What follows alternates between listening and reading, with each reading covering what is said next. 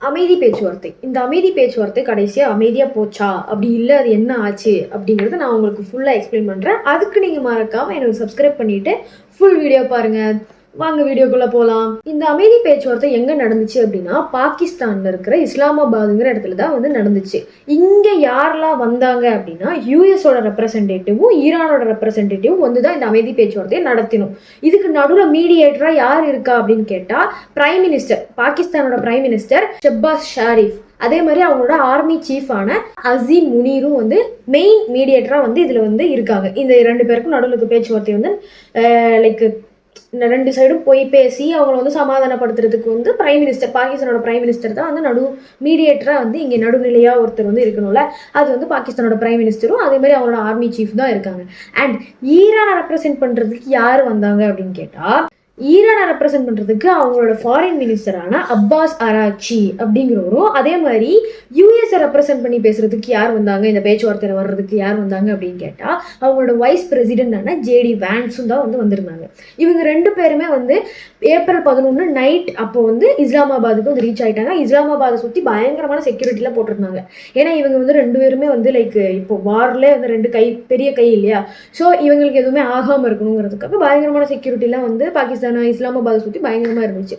And இவங்க வந்த செகண்ட்ல இருந்து இவங்களோட பேச்சுவார்த்தை வந்து ஆரம்பிச்சிருக்கு. அதாவது இவங்க வந்து இறங்குனது நைட்டு ஒரு 10:30 அப்படின்னு வச்சுக்கோங்களேன். 10:30 இருந்து அடுத்த நாள் 12ஆம் தேதி ஏப்ரல் மத்தியானம் வரைக்கும் இவங்களோட டாக் வந்து கண்டினியூஸா போயிருக்கு. நான் ஸ்டாப்பா வந்து இவங்க வந்து பேசியிருக்காங்க, மாறி மாறி வந்து பேச்சுவார்த்தை நடத்தியிருக்காங்க. நடுவில் வந்து பாகிஸ்தான் வந்து இவங்களோட தரப்பு நியாயத்தை வந்து அவங்க கிட்ட சொல்றது, அவங்களோட தரப்பு நியாயத்தை இவங்க கிட்ட சொல்றது, இந்த மாதிரி வந்து நடுவில் வந்து நடுநிலையா நின்று வந்து அவங்க பேசியிருக்காங்க. ஈரானுக்கும் சப்போர்ட் பண்ணி பேசியிருக்காங்க அப்படின்னு சொல்றாங்க. அண்ட் இது வந்து கண்டினியூஸா ஒரு 20 to 21 மணி நேரம் டாக் வந்து அவங்க பேசியிருப்பாங்க அப்படின்னு சொல்றாங்க. என்ன இவ்வளவு நேரம் பேசியிருக்காங்க, அப்போ வந்து கண்டிப்பா ஒரு நல்ல விஷயம் தான் வந்து வந்திருக்கும் அப்படின்னு பார்த்தா அதுதான் இல்லை. இவங்க 21 மணி நேரம் கண்டினியூஸா பேசியுமே கடைசியில வந்து இவங்க எந்த ஒரு அக்ரிமெண்ட்டுக்குமே 2 கட்சியுமே வரவே இல்லை அப்படிங்கிறது தான் வந்து மேட்ரு. என்ன சொல்ற, எதுவுமே ஆகல, இவ்வளவு நேரம் பேசியிருக்காங்க, அப்போ எதுவுமே நடக்கலைன்னு கேட்டா ஆமா, எதுவுமே நடக்கல. 2 பேருமே வந்து மாறி மாறி வந்து குத்த சொல்லிட்டு இருக்காங்க. நீ தான் பண்ண, இல்ல நீ தான் ஆரம்பிச்சு விட்ட அப்படிங்கறத மட்டும் தான் அவங்க பேசியிருக்காங்களே தவிர்த்து கடைசியில எந்த ஒரு அக்ரிமெண்ட்டுக்குமே கடைசி வரைக்கும் யாருமே ரீச் ஆகல.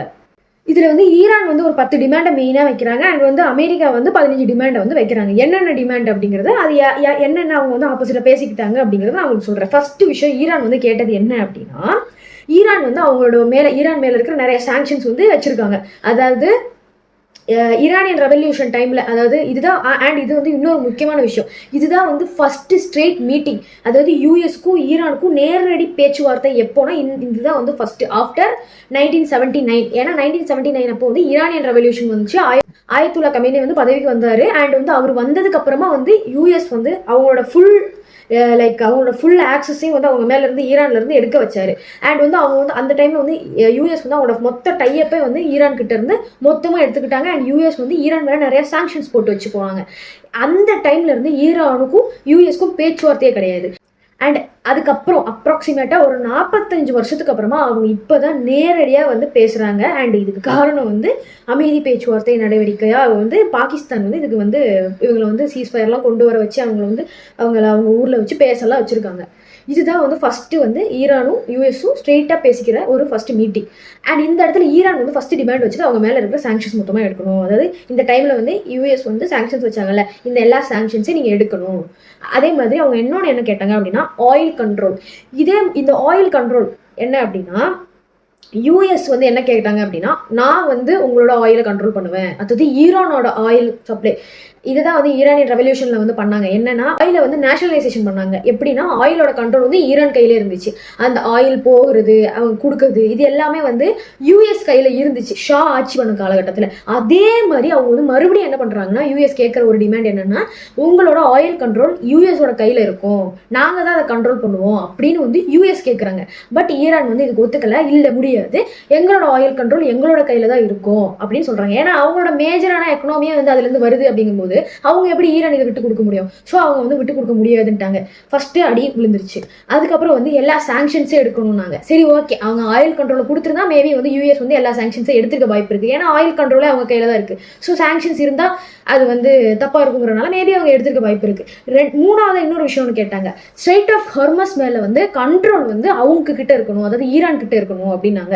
எந்த ஷிப்லாம் போகும்போது வந்து ஃபீஸ் கிராஸ் பண்ணி போறதுக்கு வந்து ஈரான் வந்து ஒரு ஷிப்புக்கு வந்து ஒரு அமௌண்ட் வந்து ஃபிக்ஸ் பண்ணி வச்சிருக்காங்க. இவ்வளவு அமௌண்ட் நீங்க கொடுத்தாதான் வந்து ஸ்ட்ரைட் ஆஃப் ஹார்மஸ் வழியா போக முடியும் அப்படின்னு. ஏன் அவங்க கொடுத்து வச்சிருக்காங்க அப்படின்னு கேட்டா, அவங்களுக்கு அதுல இருந்து ஒரு ரெவன்யூ வருது, ஒரு வருமானம் வருது இல்லையா ஈரானுக்கு. ஸோ அதனால அவங்க அதை பண்ணாங்க. இதை நீ வந்து பண்ணக்கூடாது அப்படின்னு யூஎஸ் சொல்றோம். அதாவது அவங்களுக்கு வந்து அதுல இருந்து வருமானம் வர்றது வரக்கூடாது, நீ வந்து ஃப்ரீயா எல்லா ஷிப்பை அலோவ் பண்ணணும், எந்த ஒரு தடையும் நீ வந்து போடக்கூடாது அப்படின்னு யூஎஸ் கேட்கறாங்க. ஈரான் கேட்கிற எல்லா டிமாண்டுக்குமே யூஎஸ் வந்து ஆப்போசிட்டா வந்து கேட்டு வச்சுட்டு இருக்காங்க. அதாவது அவன் என்ன வேணும்னு கேட்கறானோ அதை வந்து யூஎஸ் வந்து இல்ல அப்படி நீ பண்ணக்கூடாது அப்படின்னு அவங்க டிமாண்ட் வைக்கிறாங்க. இந்த மாதிரி இவங்க வந்து டிமாண்டை பேசி போய்கிட்டு இருக்காங்க. அண்ட் இன்னும் இதுல வந்து முக்கியமான ஒரு டிமாண்ட் என்ன அப்படின்னா, ஈரான் கிட்ட வந்து நியூக்ளியர் ப்ரோக்ராம் இருக்கவே கூடாது, 1% நியூக்ளியர் வெப்பன் பண்றதுக்கான ஒரு யுரேனியம் கூட உங்ககிட்ட இருக்கக்கூடாது அப்படின்னு யூஎஸ் கேட்கறாங்க. இது வந்து யூஎஸ் லிட்டரலா வந்து எந்த ஒரு டிஃபென்ஸ் மெக்கானிசமும் உங்ககிட்ட இருக்கக்கூடாது. அதாவது ஒருத்தரை வந்து ஒரு போர்க்காலத்துக்குள்ள இறக்கி விட்டா உங்க கையில வந்து எந்த ஒரு வெப்பனுமே இருக்கக்கூடாது அப்படின்னு சொல்ற அளவுக்கு வந்து யூஎஸ் வந்து சொல்றாங்க. இது எப்படி ஈரான் ஒத்துப்பாங்க? அது எப்படி முடியும்? ஈரான் வந்து என்ன சொன்னாங்க, ஈரானுக்கும் யூஎஸ்க்கும் இப்போ பிரச்சனை கிளம்புறதுக்கு மெயின் காரணமே வந்து இந்த நியூக்ளியர் ப்ரோக்ராம் தான். ஏன்னா வந்து இவங்க வந்து நியூக்ளியர் என்ரிச்மெண்ட் பண்ணி, அதாவது யுரானியம் என்ரிச்மெண்ட் பண்ணி இவங்க வந்து நியூக்ளியர் வெப்பன் ப்ரொடியூஸ் பண்றாங்க. அண்ட் அதை அடுத்து அடிச்சிட்டோம் அப்படின்னு நினைச்சாங்க. அடிக்கல அப்படிங்கிறது வெளியில தெரிஞ்ச உடனே வந்து அவங்க வந்து போற ஆரம்பிச்சாங்க. ஸோ இப்படி பார்க்கும்போது இதுதான் ஒரு மேஜர் ரீசனா வந்து யூஎஸ் வந்து வச்சிருந்தாங்க. இப்போ வந்து அந்த நியூக்ளியர் ப்ரோக்ராமும் நிறுத்தணும் அப்படின்னு யூஎஸ் சொல்றாங்க. பட் ஈரான் வந்து முடியாது, எப்படி நாங்கள் நிறுத்துவோம், முடியாது, ஈரானோட நியூக்ளியர் ப்ரோக்ராமை நாங்கள் நிறுத்த மாட்டோம் அப்படின்னு சொல்றாங்க. அண்ட் வந்து இன்னொன்று என்ன கேட்குறாங்க அப்படின்னா, உங்களோட மிசைல்ஸ் இந்த மாதிரி எந்த ஒரு விஷயமே மிலிட்டரி பவர் எல்லாத்தையுமே வந்து நீங்க வந்து குறைக்கணும் அப்படின்னு யூஎஸ் வந்து கேட்குறாங்க. ஈரான் வந்து என்ன சொல்றாங்க அப்படின்னா, இல்ல முடியாது, நாங்க எப்படி அதை குறைக்க முடியும், எங்களோட மிலிட்டரி டிஃபென்ஸ் வந்து எங்களோட ப்ரொடெக்ஷனுக்காக இருக்குது அப்படின்னு சொல்லி ஈரான் வந்து அவங்களோட சைடு நியாயத்தை வந்து வைக்கிறாங்க. ஈரான் வந்து இன்னொரு பாயிண்டே வைக்கிறாங்க, அதாவது ஃபுல் சீஸ் ஃபயர் இருக்கணும், இந்த வார் வந்து மொத்தமா முடிவுக்கு வரணும் அப்படின்னு சொல்றாங்க. ஏன்னா அவங்க வந்து இப்ப ஈரான் அடிக்கல, ஏன்னா வந்து அவங்களுக்கு நடுவில் வந்து ஒரு சீஸ் ஃபயர் இருக்கு. ஆனா ஈரான் அடிக்க முடியாதுங்கிறனால இஸ்ரேல் என்ன பண்றாங்கன்னா, ஈரான் வந்து சப்போர்ட் பண்ற ஹெஸ்போல்ங்கிற லெபனான்ல இருக்கிற குரூப்பை வந்து அவங்க வந்து அடிக்கிற அப்படிங்கிற பேரை வந்து லெபனான் அடிச்சுக்கிட்டு இருக்காங்க. இஸ்ரேல் இப்போ வரைக்கும் அடிச்சுட்டு தான் இருக்காங்க. அதை வந்து நிறுத்தணும், எங்களோட சப்போர்ட் பண்ணி நான் சப்போர்ட் பண்ற எந்த குரூப்பையும் நீங்க அடிக்கக்கூடாது, மொத்த சீஸ் ஃபயரா இருக்கணும். ஈரான் சப்போர்ட் பண்ற குரூப் வந்து ஹமாஸ் பட, அதே மாதிரி வந்து ஹமாஸ் குரூப் காசால இருக்கிறதும், அதே மாதிரி இந்த ஹெஸ்போலாங்கிற குரூப்பும் வந்து லெபனான்ல இருக்கு. இவங்களை யாரையுமே அடிக்கக்கூடாது, மொத்த சீஸ் ஃபயர் வரணும், மொத்த சமாதானமா இருக்கணும், எல்லாருக்குமே வந்து சமநிலையா இருக்கணும், வார் வந்து இருக்கக்கூடாது அப்படின்னு ஈரான் கேட்கறாங்க. ஆனா யூஎஸ் என்ன சொல்றாங்க அப்படின்னா, முடியாது, அது எப்படி நீ சப்போர்ட் பண்ணுவ இன்னொருத்தனுக்கு டெரரிஸ்ட் மாதிரி, அதாவது டெரரிஸ்ட்னு அவங்க வந்து பட்டம் வச்சிருக்காங்க, யூஎஸ் வந்து வச்சிருக்காங்க, நீ வந்து அவங்களுக்கு வந்து சப்போர்ட் பண்ற, அப்ப நீ சப்போர்ட் பண்ணாத நாங்க வந்து அடிக்கிறது நிறுத்திடுறோம் அப்படிங்கிற மாதிரி அவங்க வந்து பேச்சுவார்த்தையில சொல்றாங்க. அண்ட் ஈரான் வந்து இன்னொரு விஷயமும் கேட்கறாங்க, என்ன அப்படின்னா, உங்களோட ஃபோர்ஸ், அதாவது யூஎஸோட ட்ரூப்ஸ் வந்து இந்த மிடில் ஈஸ்ட்டை சுற்றி ஃபுல்லாக இருக்குல்ல, அது எல்லாமே வந்து இந்த இடத்த விட்டு போகணும், மிடில் ஈஸ்ட்டை விட்டு யூஎஸோட மிலிட்ரி எல்லாமே வந்து வெளியில போகணும், யூஎஸ்ல வந்து, அதாவது மிடில் ஈஸ்ட்ல வந்து யூஎஸோட எந்த ஒரு மிலிட்ரி ட்ரூப்ஸுமே இருக்கக்கூடாது அப்படின்னு கேட்குறாங்க. அதுக்கு யூஎஸ் வந்து இல்ல முடியாது, நாங்கள் உங்களை எப்போவுமே கண்காணிச்சுக்கிட்டே இருப்போம் அப்படின்னு யூஎஸ் வந்து ஈரான் கிட்ட வந்து ஒரு பாயிண்ட் வைக்கிறாங்க. இந்த மாதிரி இவங்க என்ன பேசினாலும் அதுக்கு முட்டுக்கட்டையா வந்து ரெண்டு பேரும் பேசிக்கிட்டே இருந்தது தான் வந்து கடைசி வரைக்கும் மிச்சம். இதே மாதிரி அவங்க வந்து 21 மணி நேரம் இதே பாயிண்ட்ஸை பேசியிருக்காங்க. இந்த மாதிரி அவங்க பேசி கடைசியில் எந்த ஒரு அக்ரிமெண்ட்டுக்குமே ரீச் ஆகல. ரெண்டு டீமுமே வந்து எந்த ஒரு பாயிண்ட்டுக்குமே வந்து ஒத்து வராம, கடைசியில் இந்த பேச்சுவார்த்தை வந்து முடிவுக்கே வராம, நல்ல ஒரு முடிவையுமே பார்க்காம, எந்த ஒரு அக்ரிமெண்ட்டுமே சைன் ஆகாம கடைசியில வந்து ஜேடி வேன்ஸ் வந்து அந்த இடத்த விட்டு கிளம்பிடுறாரு. இதுக்கு மேல வந்து எந்த ஒரு பேச்சுவார்த்தையும் இருக்காது அப்படின்னு ஈரான் சொல்றாங்க. அதே மாதிரி யூஎஸ்ஏ வந்து இதுவரைக்கும் யூஎஸ் வந்து என்ன சொல்றாங்கன்னா, ஒபிஷியலா எந்த ஒரு டேட்டுமே ஃபிக்ஸ் பண்ணல, இன்னொரு பீஸ் டாக், இன்னொரு சமாதான பேச்சுவார்த்தைக்கு எந்த ஒரு டேட்டுமே ஃபிக்ஸ் பண்ணல, ஒஃபிஷியலா எதுவுமே வந்து இன்னும் நடக்கல, இதுக்கு மேல நடக்குமா அப்படிங்கிறதும் வந்து கேள்விக்குறி. அண்ட் வந்து அவங்க எல்லாருமே வந்து திருப்பி அவங்களோட நாட்டுக்கே வந்து போயிட்டாங்க. ஜேடி வென்ஸ் வந்து திருப்பி யூஎஸ்கே போயிட்டாரு. அண்ட் ஈரானியன் ரெப்ரஸன்டேட்டிவா வந்தவங்களும் வந்து ஈரானுக்கே வந்து திரும்பி போயிட்டாங்க. இதுதான் வந்து இந்த பீஸ் டாக்ல நடந்த ஒரு விஷயம். அண்ட் வந்து இந்த பீஸ் டாக் நடந்து முடிஞ்சதுக்கு அப்புறமா எல்லாரும் எக்ஸ்பெக்ட் பண்ண என்ன விஷயம் அப்படின்னா, மறுபடியும் இந்த வார் வந்து மறுபடியும் ஆரம்பிக்கும், மறுபடியும் மாத்தி அடிச்சுப்பாங்க அப்படின்னு நினைச்சாங்க. ஆனா என்னன்னா, சர்ப்ரைசிங்லி யாருமே அடிச்சுக்கல. இந்த சீஸ்ஃபயர் வந்து ஸ்டில் அதே மாதிரி இருந்துகிட்டே இருக்கு. ஆனா வந்து ஃப்ரஜைலா இருக்கு, அதாவது எப்ப வேணாலும் லைக் அவங்க மாதிரி அடிச்சுக்கலாம் அப்படிங்கிற ஒரு நிலைமையிலே வந்து கொண்டு போய்கிட்டு இருக்காங்க. அண்ட் ஃபியூச்சர் ப்ரெடிக்ஷன்ஸ் என்னவா இருக்கு அப்படின்னா, மறுபடியும் ஒரு பேச்சுவார்த்தை வர வாய்ப்புகள் இருக்கு அப்படிங்கிற மாதிரி தான் எல்லாரும் நினைச்சிட்டு இருக்காங்க. அண்ட் நானும் அந்த மாதிரி தான் நினைக்கிறேன். ஏன்னா இவங்க வந்து மாறி இன்னும் அடிச்சுக்கவே ஆரம்பிக்கல. அதுவும் இல்லாம ஏன்னா ஈரான் வந்து ஒரு எக்கனாமிக்கல் கிரைசிஸ்குள்ளே போய்கிட்டு இருக்கு. ஏன்னா அது வந்து அடி வாங்கிக்கிட்டு இருக்கு. ஸோ கண்டிப்பாக அவங்களோட எக்கனாமி வந்து டவுன் ஆகிக்கிட்டே இருக்கு. ஸோ அவங்களும் வந்து ஒரு எக்ஸ்டெண்டுக்கு மேலே அவங்களாலே புஷ் பண்ண முடியாதுங்கிறனால அவங்களும் வந்து சைலண்டாக இருக்கிறாங்களோ அப்படின்னு எனக்கு தோணுது. அண்ட் யூஎஸ்க்கும் மேலே வந்து பல ப்ரெஷர் இருக்கு.